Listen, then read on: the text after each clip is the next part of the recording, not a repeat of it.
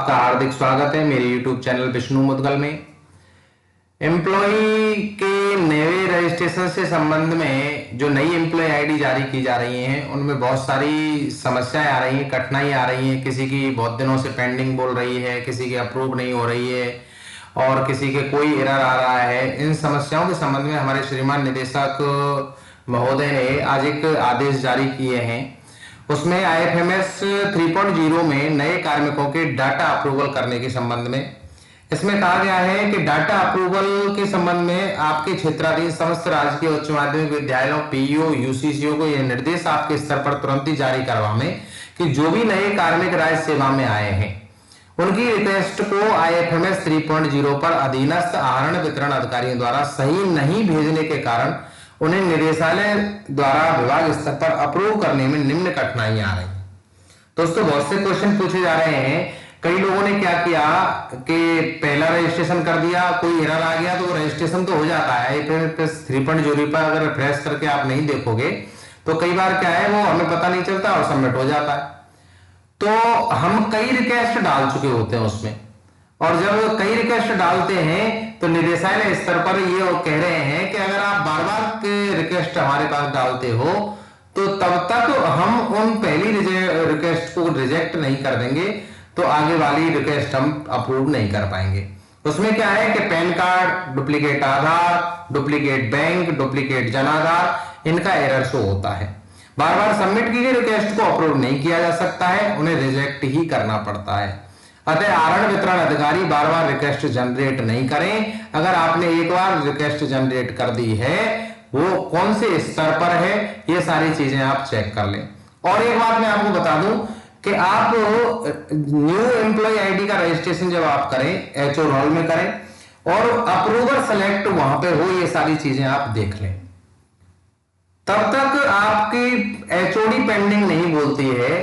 कई बार क्या DDO pending रह जाती है और हमने सोचा हमने रजिस्ट्रेशन कर दिया है, तो वो पूरा नहीं हो पाता है। आप उसका स्टेटस चेक करें। अगर वो HOD पेंडिंग बोल रही है तो इसका मतलब वो HOD के पास चली गई है और वो वहां से अप्रूव हो जाएगी। उसमें टाइम लगता है 2 से 3 दिन, उन्हें रिजेक्ट करना पड़ता है। अतः आहरण वितरण अधिकारी बार बार रिक्वेस्ट जनरेट नहीं करें। पूर्व में की गई रिक्वेस्ट का DDO स्तर पर स्टेटस व कार्मिकों की आईडी चेक करें, क्योंकि अधिकतर कार्मिकों की एम्प्लॉय आईडी जारी हो चुकी है। बार बार रिक्वेस्ट भेजने पर पूर्व की सभी रिक्वेस्ट निरस्त करने के बाद ही रिक्वेस्ट अप्रूव हो सकती है।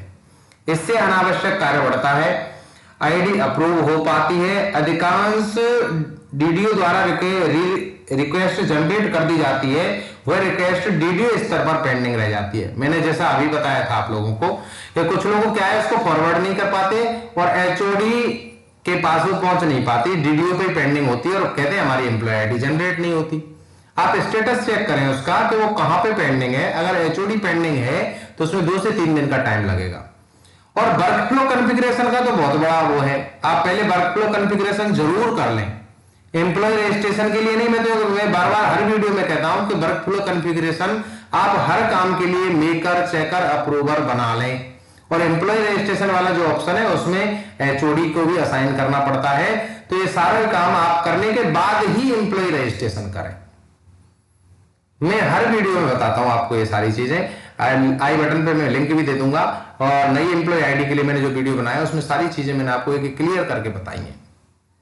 अधिकतर DDO के द्वारा राज्य के बाहर के नए कार्मिकों के IFMS 3.0 के डेटा स्थायी पता, वर्तमान पते की पूर्ति नहीं की जा रही है, जो कि जरूरी है। अतः बिना पता भरे आईडी की रिक्वेस्ट फॉरवर्ड नहीं करें। मैंने आपको बताया एक एक कॉलम आपको बिल्कुल सही तरीके से भरना चाहिए। कार्मिक के नियुक्ति आदेश और उनकी कार्यकाल रिपोर्ट आवश्यक रूप से अपलोड की जावे। उनका PDF फॉर्मेट में जो भी डॉक्यूमेंट उसमें अपलोड होते हैं उनकी सारी लिस्ट आप एक बार PDF में बना करके आप सेव कर लें। उसके बाद ही एम्प्लॉय रजिस्ट्रेशन के लिए बैठे। नए कार्मिक की रिक्वेस्ट में लगातार लगाए जाने वाले दस्तावेजों PDF फाइल के रूप में ही सबमिट करें। फाइल का नाम अनावश्यक रूप से लंबा नहीं करें। कई बार वो अपलोड नहीं होती और उसको आप फॉरवर्ड कर देते हैं, तो आप उसको कोई छोटा नाम ही दें, अनावश्यक रूप से उसको बड़ा नाम नहीं दे। अपॉइंटमेंट ऑर्डर और अन्य आदेश स्पष्ट स्कैन करके ही अपलोड करें। बहुत सारी ऐप है हमारी, तो उसमें आप मोबाइल में ऐप इससे अपलोड कर लें, इंस्टॉल कर लें और इंस्टॉल करने के बाद उन ऐप से आप डॉक्यूमेंट को अच्छे ढंग से स्कैन करके ही अपलोड करें। कार्मिक का पे ग्रेड का आवश्यक रूप से ध्यान रखा जाए। कई लोग क्या है, फिक्सेशन अभी प्रोबेशन पीरियड में है तो उनके ग्रेड पे को अच्छे ढंग से देख करके भरें, और जो प्रोबेशन पीरियड में उनकी ग्रेड पे है उसी को आप लोग भरें। उपयुक्त पूर्ति पश्चात ही डेटा फॉरवर्ड करें। बार बार डाटा फॉरवर्ड कर सिस्टम का मिसयूज ना करें। डाटा एक बार फॉरवर्ड करने पर कम से कम 2 दिवस का इंतजार करें। निदेशक महोदय कह रहे हैं कम से कम 2 दिवस का इंतजार करें। निदेशालय द्वारा स्वतः ही प्रसंज्ञान लेकर IFMS 3.0 पर डाटा अप्रूवल का कार्य विभाग द्वारा किया जा रहा है। इसके लिए अधिकारियों को बार बार मोबाइल और दूरभाष पर संपर्क करने की आवश्यकता नहीं है। यह कार्य विभाग द्वारा स्वतः ही तत्परता से किया जा रहा है। तो दोस्तों, अगर आपने एक से ज्यादा रिक्वेस्ट जनरेट कर दी हैं तो पहले वो रिक्वेस्ट आपकी रिजेक्ट होंगी, उसके बाद कोई एक रिक्वेस्ट आपकी अप्रूव हो जाएगी। और कोई भी कॉलम आप खाली नहीं छोड़ें, कोई भी डॉक्यूमेंट अपलोड किए बिना नहीं छोड़ें। आप सारी चीजें एक बार देख लें, उसके बाद ही अपनी आईडी रिक्वेस्ट के लिए जो एप्लीकेशन फॉर्म है उसको फॉरवर्ड करें। और फॉरवर्ड करने के साथ साथ ये जरूर देख लें कि वो डीडीओ पेंडिंग ही तो नहीं है, कहीं एचओडी के पास गया ही नहीं हो, और हम उसको बार बार देखते रहते हैं कि हमारी एम्प्लॉय आईडी जनरेट क्यों नहीं हो रही। ऐसे कई लोगों के मैसेज मेरे पास आए हैं और कई लोगों के ये सॉल्यूशन हुआ भी है कि डीडीओ पेंडिंग रह जाती है और एचओडी के पास पहुंचती नहीं है, तो एम्प्लॉय आईडी जनरेट नहीं हो पाती है। तो दोस्तों, मैं आपसे यही कहूंगा कि एम्प्लॉय आईडी जनरेशन का जो काम है बड़ी महत्वपूर्ण काम है, जिसकी शुरुआत, सारी चीजों की शुरुआत इसी एम्प्लॉय आईडी से होती है। तो इसको आप अपने ध्यान से, बड़े तरीके से और बड़े अच्छे ढंग से करें सर, और ध्यान देकर करें। बहुत बहुत धन्यवाद। अगर आप मेरे चैनल पे नए हैं तो प्लीज चैनल को लाइक करें, शेयर करें और सब्सक्राइब जरूर करें, और कमेंट में आपको मेरा वीडियो कैसा लगा इसके लिए जरूर बताएं। बहुत बहुत धन्यवाद।